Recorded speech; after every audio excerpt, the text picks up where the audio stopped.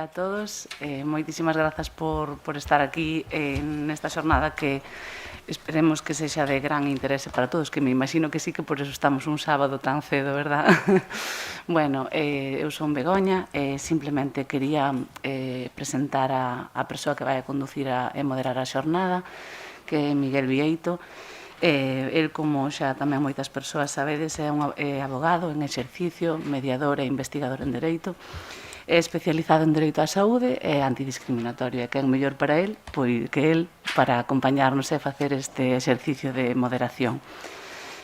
Tamén presentar a Luciano e a Fernando. Luciano é o presidente de FEGADACE e Fernando é o director xeral de Persoas Maiores e con Discapacidade da Xunta. E agradecer tamén especialmente á Consellería de Política Social, que sempre nos acompaña nestas actividades, e desde un punto de vista financeiro e tamén técnico, por suposto. E a todas as relatoras e relatores que nos van a acompañar, que desde o primeiro momento en que contactamos con eles, se mostraron disponibles e abertos a participar, o cal, a verdade, coa calidade e o nivel que teñen, satisfácenos moito. Nada máis, deixo-vos con Luciano e que espero que sexa de interese de todos o día de hoxe. Gracias.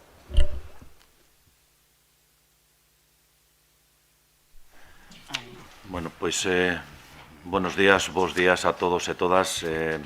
Permitideme que me dirixa a todos e todas en castelán, fundamentalmente en atención a aquela xente que nos está escoitando e a aquelas persoas que de fora de Galicia.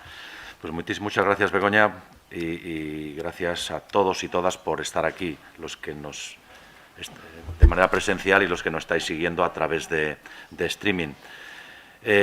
Obviamente, como decía Begoña, estar a esta hora tan temprana de la mañana en un sábado, siempre es significativo del interés que despierta y que ha despertado en todos y cada uno de vosotros el tema que hoy tratamos.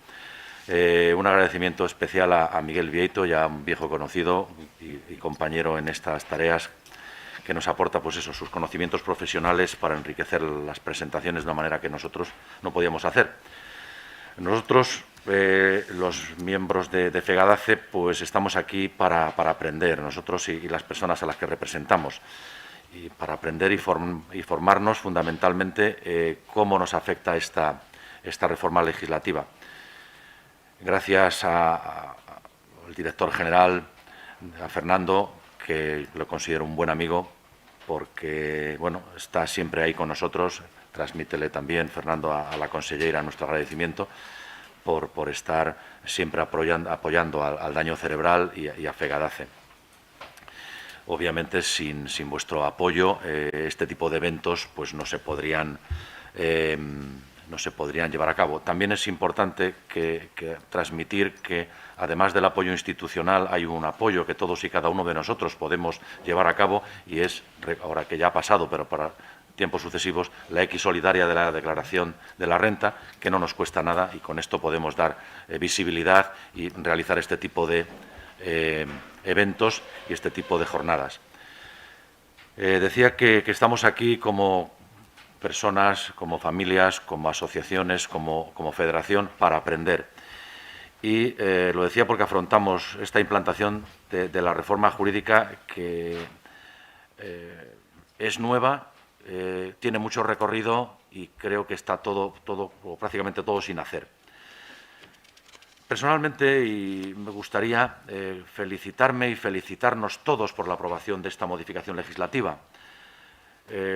España, el Estado, creo que da un paso adelante en su incorporación a la Convención de los Derechos de las Personas con Discapacidad de las Naciones Unidas, y continúa en esa senda de la erradicación del paternalismo, de la beneficencia, y que de alguna manera se refuerza la autonomía de las personas con discapacidad, se las empodera y de alguna manera pueden ser ellas mismas y seguir trabajando en el ámbito de la igualdad y de la inclusión. Y la mejor manera que tenemos de ejercer la inclusión es poder ejercer nuestros derechos de una manera total.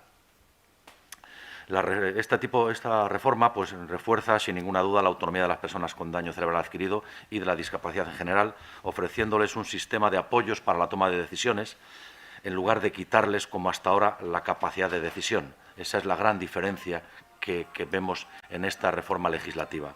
Sin embargo, pues como comentábamos, tenemos por delante pues todo el desarrollo de esta nueva reforma legislativa.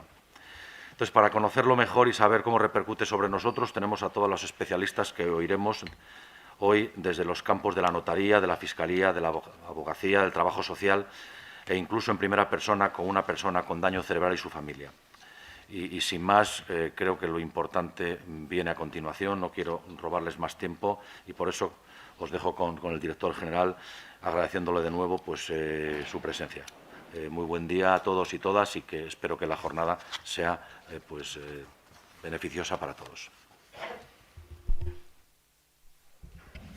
Gracias, Luciano. Como decías, lo importante va a ser después, ¿no? Lo que comenten y lo que digan los expertos y expertas, que son la gente que sabe realmente, con lo cual voy a ser también muy breve.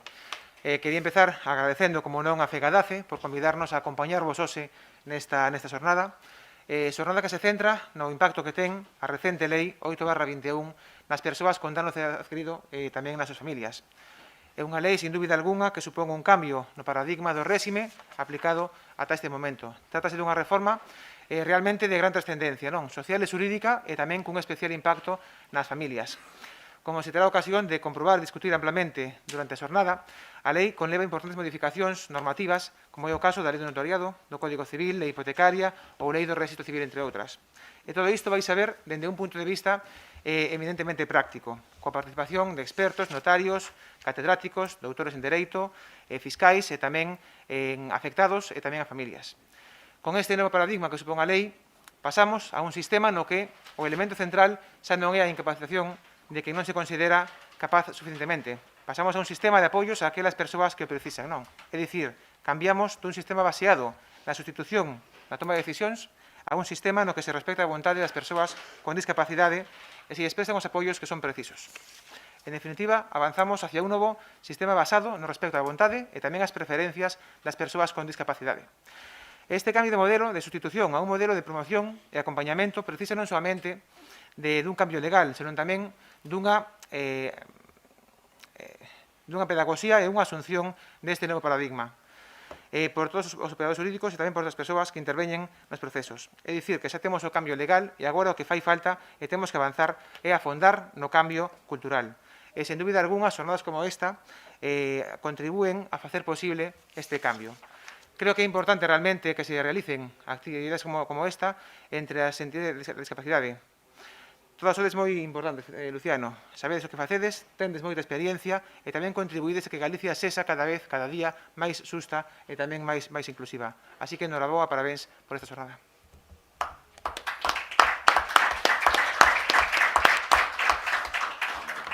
Vale, pois gracias. Deixámosvos con Miguel, que xa vai dar paso á xornada.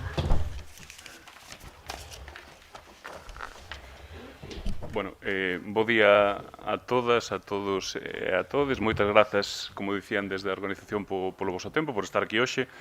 Eu son Miguel Vieto, serei o culpable de calquera defecto na xestión do tempo, de calquera defecto ou erro na xestión do turno de preguntas. El culpable soy yo. Poned el objetivo en mí.